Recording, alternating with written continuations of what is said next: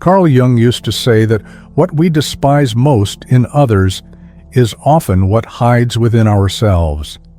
This was not just an intellectual idea for him, it was a painful truth that shattered his closest friendship and reshaped the course of psychology forever. In the early 1900s, Jung was the rising star in Freud's circle. He was admired, celebrated, and even seen as the natural successor to Freud's theories. But beneath the admiration, Jung began to feel a growing discomfort. Whenever he looked at Freud, he saw traits that made him uneasy. Freud's obsession with certain themes, his constant need to be seen as the ultimate authority, his desire to be worshipped by students, these qualities disturbed Jung deeply. Jung started to criticize Freud more and more. He accused him of being narrow-minded, power-hungry, and incapable of entertaining new ideas. But as Jung would later realize, he was not just criticizing Freud, he was looking into a mirror. The very qualities he despised in his mentor were the same qualities he was denying in himself: his own hunger for recognition, his own need for control, his own obsession with being right. Carl Jung taught that this is the essence of the shadow. The shadow is the hidden self, the part of us we refuse to acknowledge. It is the jealous, angry, petty, or controlling side that we bury deep inside because it does not match the image we want to show the world. But according to Jung, this hidden self does not disappear simply because we deny it. Instead, it quietly influences our choices, our emotions, and the way we see others. Think about a time when someone truly irritated you, a coworker who talks over you in meetings, a friend who always makes the conversation about themselves, or a relative who constantly criticizes your decisions. Jung would say that these people are not simply annoying because of who they are. They are triggering you because they reflect something within you that you do not want to face. This is what he called projection. Projection means we place our own disowned traits onto others. It is easier to hate them than to admit we share the same tendencies. That coworker who interrupts, maybe they are reflecting your own desire to be heard, a desire you've been suppressing. That self-centered friend, perhaps they mirror your own need for recognition, a need you've labeled as unacceptable. Jung explained that the first step to real growth is noticing this mirror. What frustrates you most in others is often a message about yourself. It is a painful realization, but also a liberating one. Because once you see your shadow, you have a choice. You can continue denying it, or you can begin the work of integrating it. According to Jung's teachings, integration means owning these hidden parts instead of projecting them outward. When you face your shadow directly, it transforms. The anger you've been avoiding becomes passion and drive. The selfishness you've been denying turns into healthy boundaries. The control you've been projecting onto others evolves into leadership and structure. Carl Jung often warned that the more we ignore the shadow, the darker and more destructive it becomes. But when we face it with honesty, we discover it is not just a collection of flaws. It is also the source of our greatest potential. Jung's own painful split with Freud became the ultimate example of this process. His harsh criticisms of his mentor eventually forced him to realize that he carried those same qualities. It was only by accepting this truth that Jung could move forward and develop his own groundbreaking ideas. In modern life, the shadow shows up everywhere. On social media, we might resent the influencer who constantly seeks attention, but deep down, we also crave validation. In families, we might judge a sibling for being controlling while refusing to see the ways we try to control outcomes ourselves. At work, we might despise a boss who takes all the credit, but secretly, we long for recognition just as much. Carl Jung used to say that everyone carries a shadow, and the less it is recognized in our daily lives, the more it controls us unconsciously. Facing the shadow requires courage, because it means admitting we are not as different from the people we dislike as we would like to believe. But this courage is also the path to becoming whole. Carl Jung used to teach that before you can integrate the shadow, you must first live through it. His relationship with Freud became the painful laboratory where this lesson unfolded. Imagine the scene. It is 1907, and Jung is a young psychiatrist full of admiration. Meeting Freud feels like standing in the presence of a hero. At first, their relationship is warm, almost like father and son. Freud welcomes him, praises him, and places his trust in him. Jung feels chosen, destined for greatness. But slowly, something begins to change.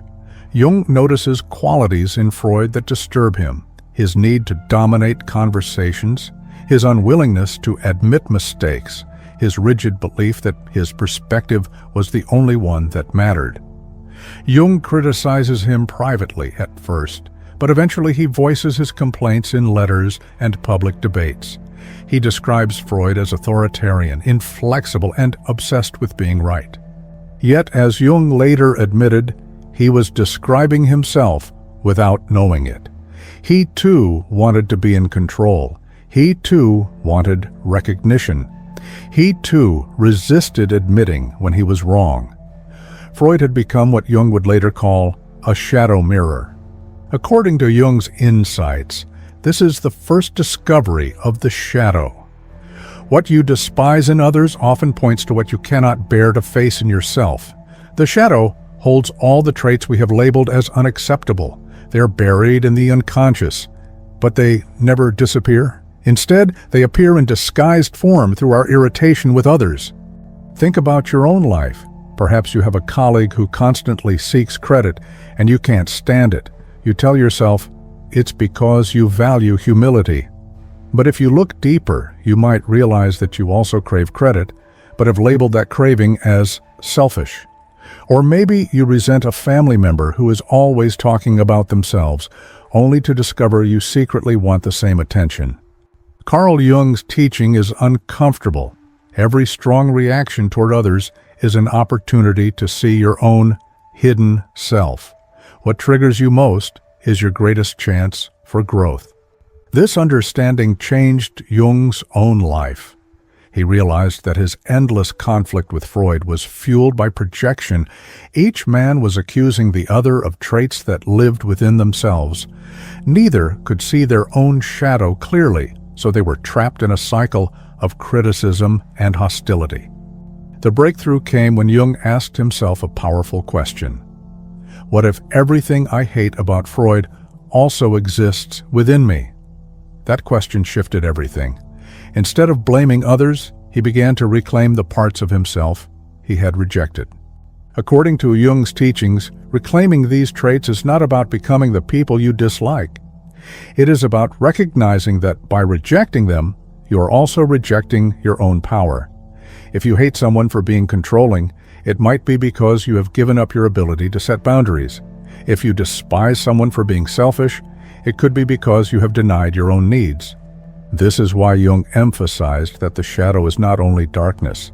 It also contains vital energy and strength that we exile because we fear judgment.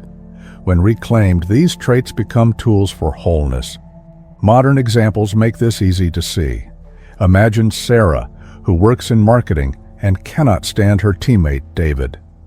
David often takes credit for group ideas, and Sarah feels outraged. But when Sarah reflects honestly, she realizes she too enjoys recognition and has quietly taken credit in the past. David, in fact, is her mirror. By facing that truth, Sarah has the chance to consciously express her own desire for recognition in healthy ways instead of pretending she has none. Or consider Marcus, a software developer who feels annoyed by Lisa, a co-worker who always speaks up in meetings. To him, she seems attention-seeking and self-absorbed. But when Marcus applies Jung's shadow mirror, he recognizes his own suppressed desire to be heard. He wants recognition, but has told himself to stay quiet. Lisa is simply showing him what he is denying. Jung's realization was painful, but it marked the beginning of shadow work. Once you accept that your irritations are reflections of your hidden self, you can begin the process of integration. Instead of being trapped in endless conflict with others, you transform those conflicts into opportunities for self-awareness. Carl Jung used to say that the shadow will rule your life if you continue to deny it, but if you turn toward it, it becomes the raw material of your transformation. His painful break with Freud was not just a personal drama. It was the crucible that forced him to confront his own hidden traits and begin the lifelong practice of shadow integration. Carl Jung used to remind his students that seeing the shadow is only the beginning. The real work begins when you dare to integrate it. To see your flaws in others is painful, but to admit them as your own is even harder. After his break with Freud, Jung entered what he called a confrontation with his unconscious. He spent years observing his dreams, fantasies, and inner struggles. What he discovered was unsettling. He was not only the wise psychologist he wanted to present to the world, he was also jealous, petty, power-hungry, and afraid of being forgotten. These were the same traits he had accused Freud of embodying. According to Jung's teachings, this is the second great discovery about the shadow.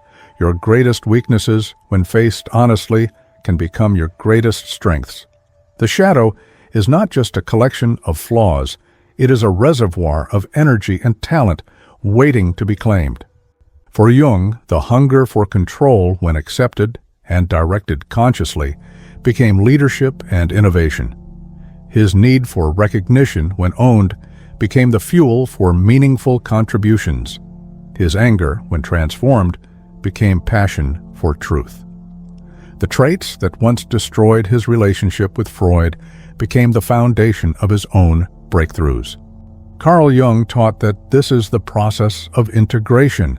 It is not about rejecting the shadow or pretending to rise above it.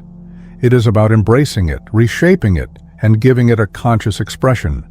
Let's bring this into modern life. Think of Marcus, the developer who was irritated by Lisa for always seeking attention. When Marcus owned his own desire for recognition, something powerful happened. He stopped resenting Lisa and started speaking up himself. His quiet frustration turned into confidence. His attention-seeking shadow became leadership. Or Sarah, who realized she was projecting her need for credit onto David. Instead of condemning that part of herself, she accepted it. She admitted that wanting recognition was not selfish. It was a sign of her drive for excellence. By consciously expressing this need, she became more effective and more confident at work. Jung's lesson is that the traits you've buried are not enemies. They are misplaced strengths. By rejecting them, you waste energy. By integrating them, you unlock potential. Carl Jung used to say that every shadow trait contains a hidden gift. For example, selfishness, when denied, leads to resentment and burnout. But when owned, it becomes the ability to set boundaries and care for yourself. Anger, when suppressed, turns into bitterness. But when integrated, it becomes passion for justice and transformation. Even arrogance, when redirected, can become healthy confidence and boldness. Jung discovered that integration is not a single event, it is a practice. He developed exercises to help individuals work with their shadow in daily life. The process was simple but profound. First, identify the shadow trait by noticing what triggers you in others. Second, ask how that trait might serve you if you owned it consciously. Third, practice expressing it in healthy, intentional ways. For example, someone who judges others harshly might recognize their shadow as a talent for discernment.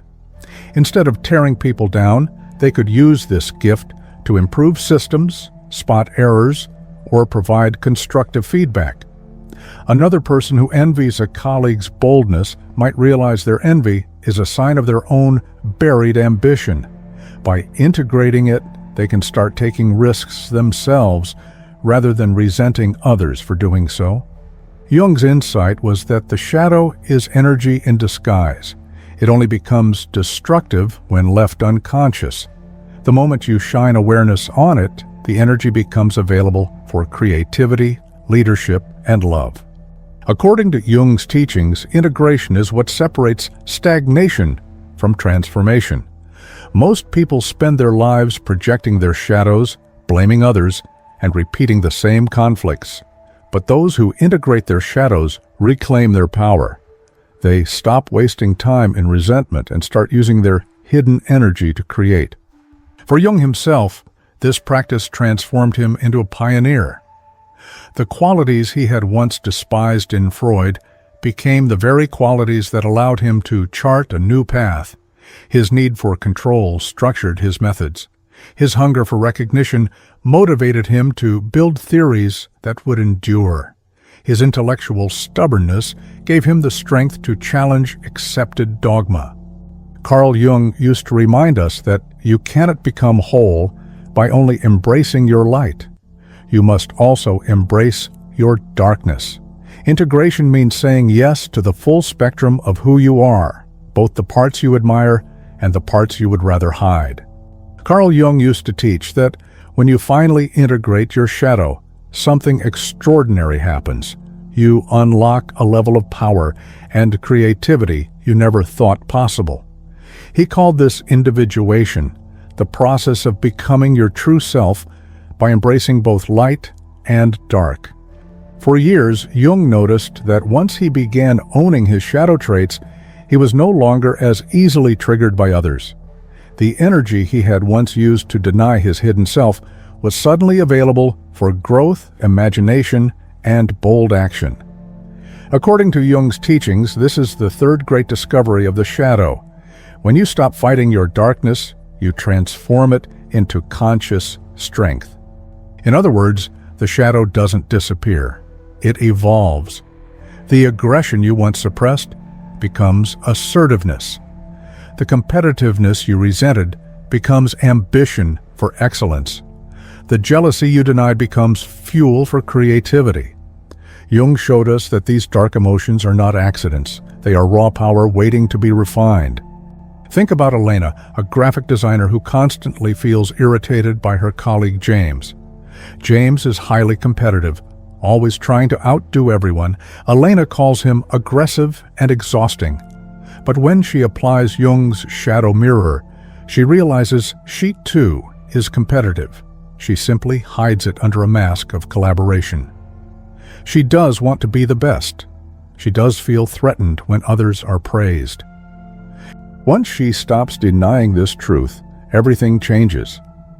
Elena begins to channel her competitive drive into raising her own standards.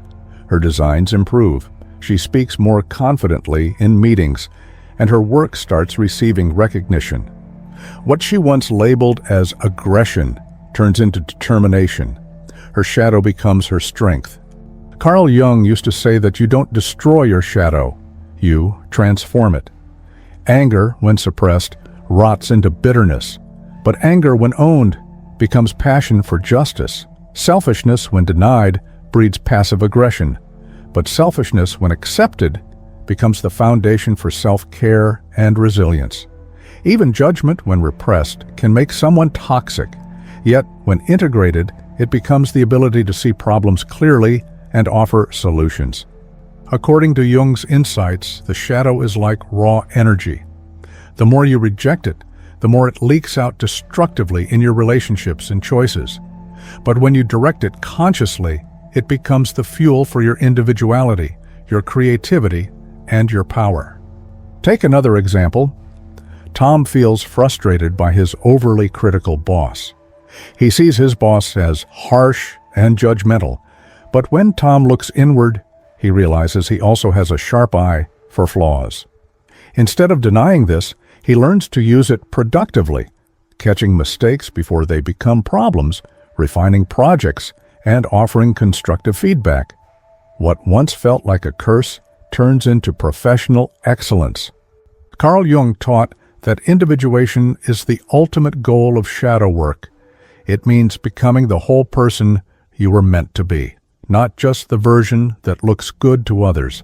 It means accepting that your negative traits are actually gifts in disguise, waiting for direction.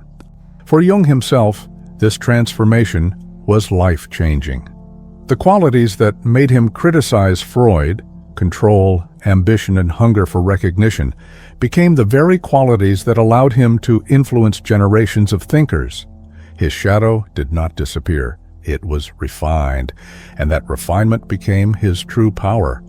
In modern culture, we often talk about self-improvement as if it means eliminating flaws.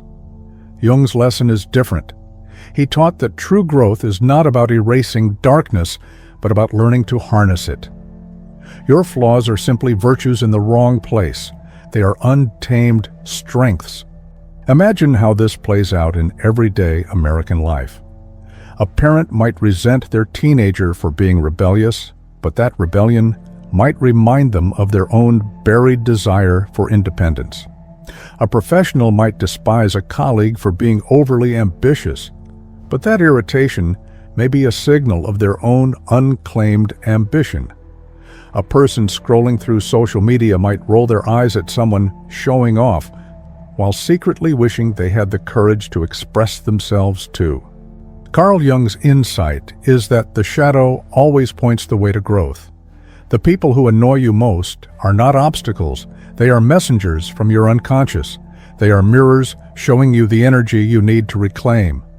Once you integrate your shadow, you experience a new kind of freedom. You stop being controlled by hidden triggers. You stop wasting energy on resentment. You begin living from your full self with access to all the parts of you, light and dark, working together.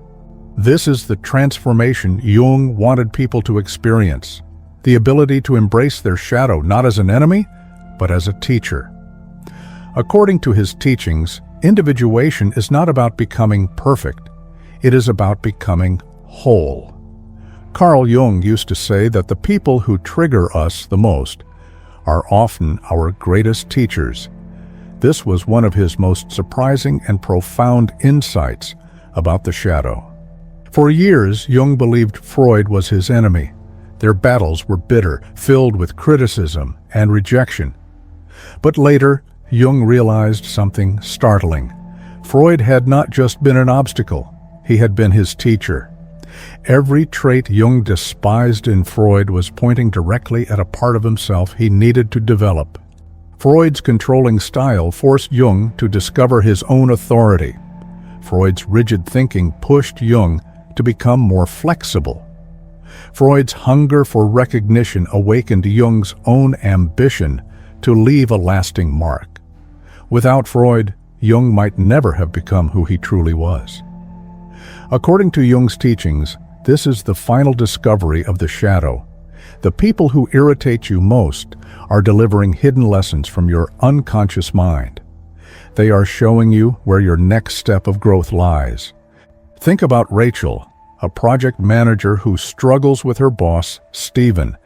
Stephen constantly checks her work, questions her decisions, and never seems to trust her judgment. Rachel sees him as controlling, suffocating, and impossible to please. She spends months resenting him, even thinking about quitting. But when Rachel applies Jung's perspective, she asks a different question. What is Stephen trying to teach me? She realizes his constant micromanaging reflects qualities she has been avoiding: attention to detail, careful planning, and full responsibility for outcomes. Stephen's annoying traits are actually lessons about qualities she needs to develop. When Rachel begins to integrate this, everything changes. She pays closer attention to details, double-checks her team's work, and takes more responsibility for results. Suddenly, her projects improve, her team becomes more effective, and ironically, Stephen begins to trust her more. The very traits that once drove her crazy became the foundation for her growth. Carl Jung taught that this is how shadow work transforms our relationships. The people we see as problems are often solutions in disguise. They reflect the parts of ourselves we are unwilling to claim.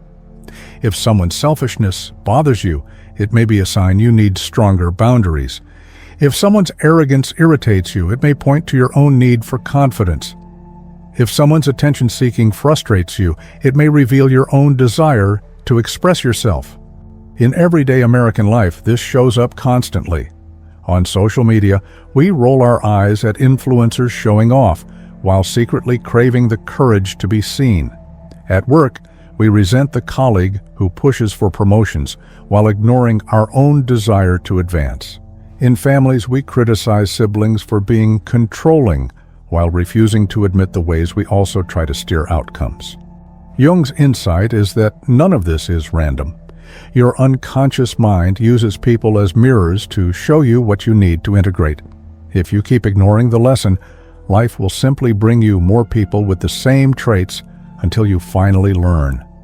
Carl Jung used to say that life repeats its lessons until we face them. How many times have you left one job only to encounter a boss who reminded you of the last one? How often have you ended one relationship only to find yourself with a partner who triggered the same wounds? Jung would say this is not coincidence. It is your psyche trying to complete its work.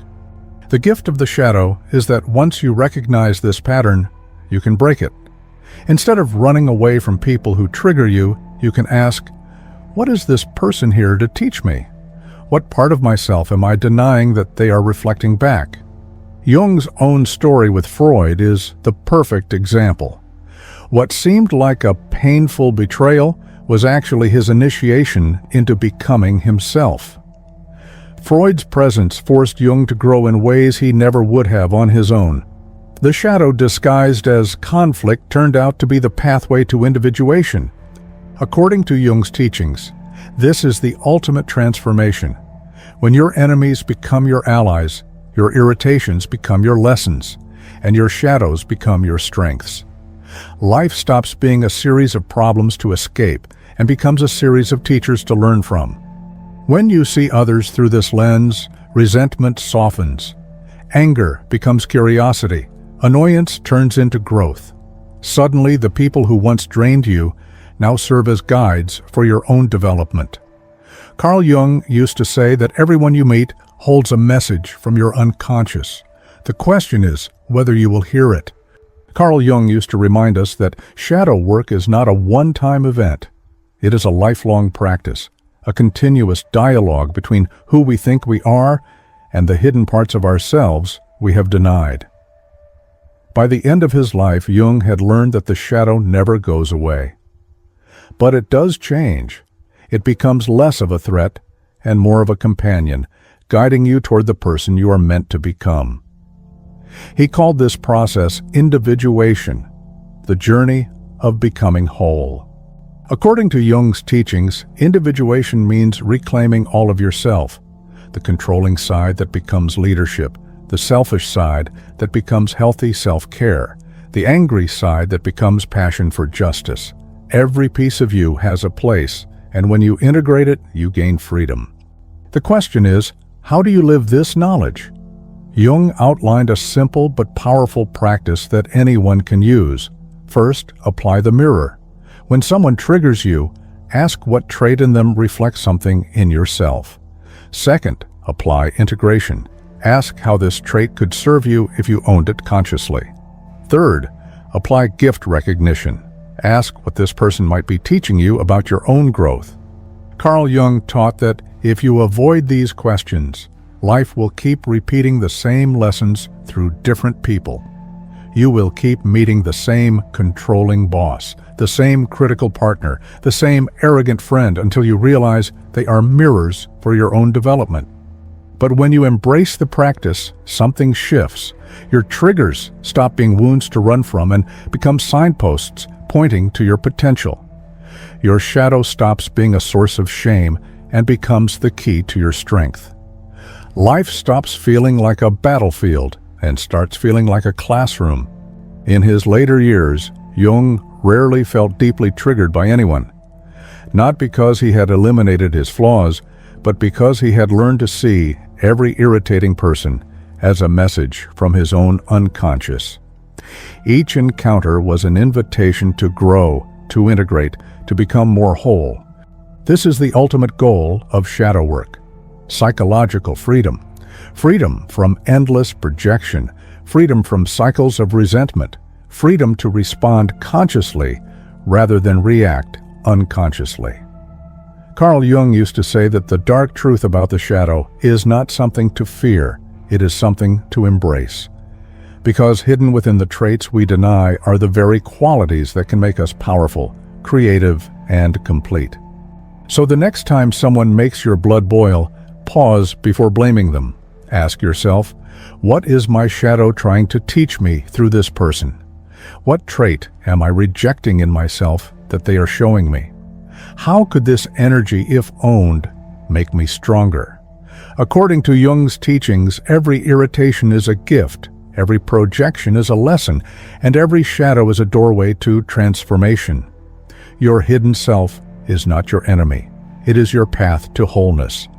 Jung's journey with Freud showed us the way. What began as conflict became the fire that forged his independence, his creativity, and his wisdom. What seemed like betrayal was actually initiation. What looked like darkness turned out to be light in disguise. Carl Jung used to remind us that you cannot become who you truly are by rejecting half of yourself. To become whole, you must embrace both your light and your shadow. Only then can you live with freedom, authenticity, and power. The dark truth about your hidden self is waiting. The question is not whether the shadow exists. It does. The question is, are you ready to face it, to integrate it, and to let it become your greatest source of strength?